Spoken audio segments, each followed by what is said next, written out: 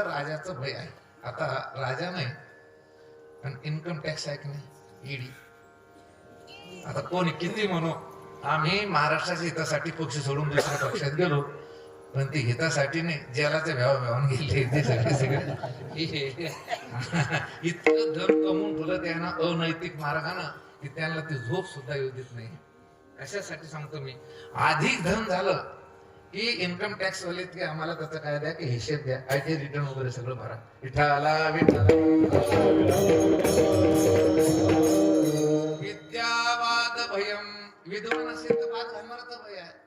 तपेंद्रिय भयम, तप करणारा जर एखादा महात्मा असेल ना तर त्याला इंद्रिय मुद्दाम कधीतरी त्याच्याहून पदच्युत करतात, त्याला ढळवण्याचा काय करतात, प्रयत्न करतात. कारण ही इंद्रिय अशी आहे, सामान्य अज्ञानी पापी लोकांना परिश्रम करीत नाही, पण परमार्थ करायला लागला, तपश्चर्या करायला लागली, मुद्दाम इंद्रिय हटकून त्याच्या पाठीमागे लागते. आता तुम्हाला तर काही जास्त तप माहिती नाही, पण निदान आपल्या हिंदू धर्मामध्ये आषाढी एकादशी धरतो माणूस आणि शिवरात्रीचा उपवास करतो का नाही.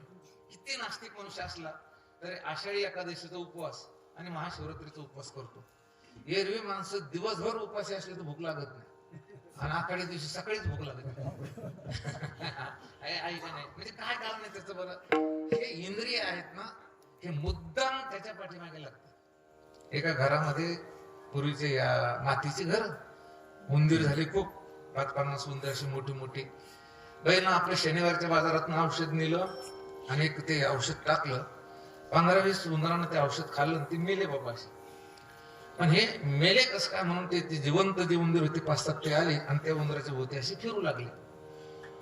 पण काय झाले, मांजरीनं बघितलं, पण मांजरीला वाटलं की आता संधी आपल्याला शिकार करायची, कारण हे एवढी काही मोकळी खेळत नाही, आणि हे त्या मेलेल्या उंदराच्या भोवती असे फिरू लागले. ते बाई मेले कसं काय. ज्या मांजर आली, पण मांजर आल्याबरोबर जे जिवंत उंदीर होते ते पळाले. त्या कणगीच्या पाठीमागे जाय, कुठं त्या पोती ठेवलेली होती त्याच्या पाठीमागे जाय. ते एकच सुरू की ते जिवंत उंदीर पुढे पळायचे, मांजर त्याला पकडण्यासाठी पळायचे. 1 तास ते उंदीर इकडे जाय, मांजर तिथे जाय, असं झालं.